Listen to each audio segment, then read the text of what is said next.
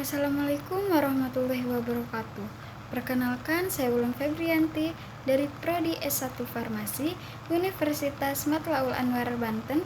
Pada video kali ini, saya akan memaparkan materi tentang fenomena distribusi berdasarkan beberapa literatur.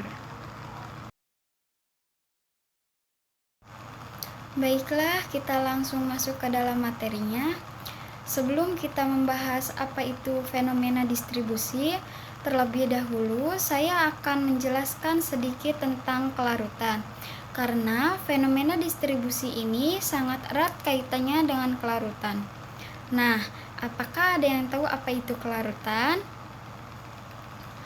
Kelarutan dapat didefinisikan dalam istilah kuantitatif sebagai konsentrasi zat terlarut dalam larutan jenuh pada suhu tertentu, dan secara kuantitatif dapat pula dinyatakan sebagai interaksi spontan dari dua atau lebih zat untuk membentuk dispersi molekul yang homogen. Selanjutnya, interaksi pelarut zat terlarut. Berdasarkan zat terlarut-pelarut, prinsip lake dissolved lake, yaitu zat akan larut dalam pelarut yang sesuai atau sama. Beberapa mekanisme zat yang dapat larut dengan pelarutnya. Yang pertama, ada pelarut polar, kedua, ada pelarut non-polar, dan yang ketiga, ada pelarut semipolar. Tujuan pembelajaran ini untuk mahasiswa mampu memilih medium pelarut yang paling baik untuk obat atau kombinasi obat, dan menetapkan perbandingan kelarutan suatu zat dalam dua pelarut yang saling tidak bercampuran. Selanjutnya ada faktor-faktor yang mempengaruhi kelarutan, yaitu ada 7. Yang pertama ada sifat dari solut dan solvent, yang kedua ada kosolvensi, yang ketiga ada kelarutan, keempat temperatur, yang kelima salting out, keenam salting in, dan yang ketujuh pembentukan kompleks.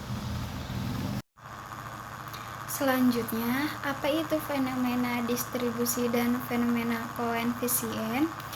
Fenomena distribusi adalah suatu fenomena di mana suatu senyawa terdistribusi ke dalam senyawa yang tidak saling bercampur. Dan koefisien distribusi adalah perbandingan konsentrasi kesetimbangan zat dalam dua pelarut yang berbeda yang tidak bercampur. Berikutnya, untuk menentukan suatu jenis pelarut, kita harus terlebih dahulu mengetahui sifat polaritas dari zat terlarut tersebut. Dalam farmasi fisika, istilah dikenal dengan lake dissolved lake, yaitu sebuah prinsip kelarutan di mana suatu zat hanya akan larut pada pelarut yang sesuai. Zat yang bersifat polar akan larut pada pelarut polar, yang suatu zat yang bersifat non-polar pun akan larut pada pelarut yang non-polar.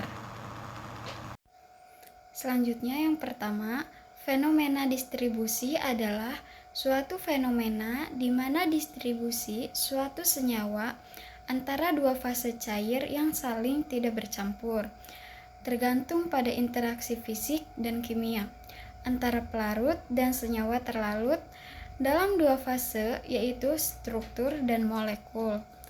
Yang kedua, faktor-faktor yang mempengaruhi fenomena distribusi adalah pengaruh sifat kelarutan bahan obat terhadap distribusi, menunjukkan antara lain bahwa senyawa yang larut baik dalam bentuk lemak konsentrasi dalam jaringan yang mengandung banyak lemak, sedangkan sebaliknya zat hidrofil hampir tidak diambil oleh jaringan lemak. Karena itu ditentukan terutama dalam ekstrasel. Yang ketiga, faktor-faktor yang dapat mempengaruhi distribusi zat dalam larutan, yaitu ada temperatur, kekuatan ion, ada konstanta dielektrik, ada katalisis, dan katalisis asam basa dan cahaya energi. Telah kita lihat, gambar di samping merupakan salah satu fenomena kelarutan gas dalam cairan. Kelarutan gas dalam cairan dapat diartikan konsentrasi gas yang terlarut dalam larutan pada kesetimbangan dengan gas murni. Kelarutan gas dalam cairan dinyatakan dalam hukum Henry C2 sama dengan OP. Dalam C2, konsentrasi gas terlarut dalam gram atau liter per larut. P sama dengan tekanan parsial gas yang tidak terlarut di atas larutan mmHg. O sama dengan tekanan perbandingan untuk larutan tertentu yang sedang diselidiki. Kelarutan cairan dalam cairan. Seringkali satu atau lebih cairan dicampurkan dalam pembuatan larutan farmasetik. Misalnya, alkohol ditambah dalam air berbentuk larutan hidroalkohol, minyak penguap dengan air, minyak penguap dengan alkohol berbentuk spirit, dan lain-lain. Contohnya, sediaan dalam bidang farmasi yaitu sirup eliksir, parfum, dan spirit. Jika kelarutan cairan dalam cairan berdasarkan hukum Raoult, maka disebut sebagai larutan ideal. Tekanan dalam kal atau CM3 diperoleh dengan menggunakan persamaan PI sama dengan HV dikurangi RT per V, di mana HV adalah panas penguapan dan V adalah volume molar cairan pada temperatur T. Selanjutnya, kelarutan zat padat dalam cairan. Yang pertama, larutan ideal, di mana X⁻² sama dengan kelarutan ideal zat terlarut. Kelarutan zat padat dalam larutan ideal tergantung pada temperatur. Titik leleh pada zat padat.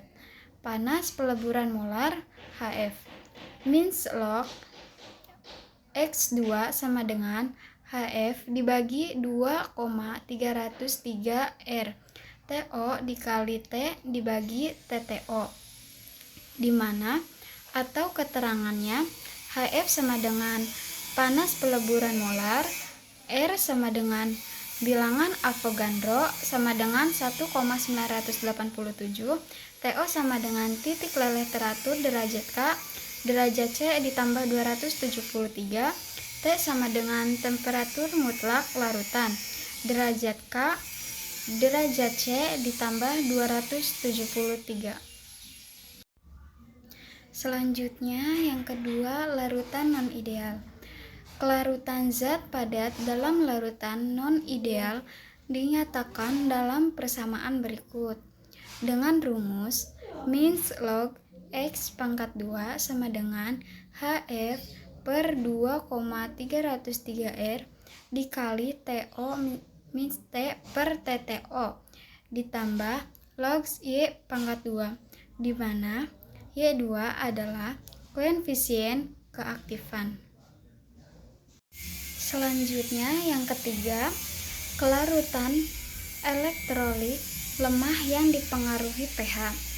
Sebuah larutan yang homogen yang jernih untuk mencapai keaktifan yang maksimum. Pembuatannya harus disesuaikan dengan pH maksimum. pH maksimum dari larutan ini bergabung dari sifat keelektrolitan dari zat tertentu. Kelarutan elektrolit lemah yang dipengaruhi pH dibagi menjadi dua, yaitu A. Asam tidak terdisosiasi untuk mencari pH maksimum sebuah larutan jika zat terlarutnya adalah elektrolit lemah dan tidak terdisosiasi jelas, maka dapat digunakan rumus di bawah ini. PHP sama dengan pKa plus log S min SO, di mana PHP sama dengan pH di mana di bawah ini. pH ini obat akan terpisah dari larutan sebagai asam tidak terdisosiasi. S sama dengan konsentrasi molar awal. SO sama dengan konsentrasi molar dari asam tidak terdisosiasi. B. Basa lemah. Untuk menentukan pH maksimum pada kelarutan basa lemah, maka dapat dilihat pada persamaan berikut. PHP sama dengan PKW kurang PKA plus log SO. S min SO, di mana S sama dengan konsentrasi obat yang mulai ditambah sebagai garam. SO sama dengan kelarutan molar basa bebas dalam air. PHP sama dengan pH di mana di atas pH disebut obat mulai mengendap sebagai batas bebas. Distribusi zat terlarut di antara pelarut yang tidak tercampur. Dalam distribusi zat terlarut pada pelarut yang tidak tercampur, zat terlarut akan terdistribusi di antara kedua lapisan dengan perbandingan konsentrasi tertentu. Perbandingan ini disebut sebagai koefisien distribusi atau koefisien partisi yang dinyatakan dalam persamaan berikut. K sama dengan Cl C2.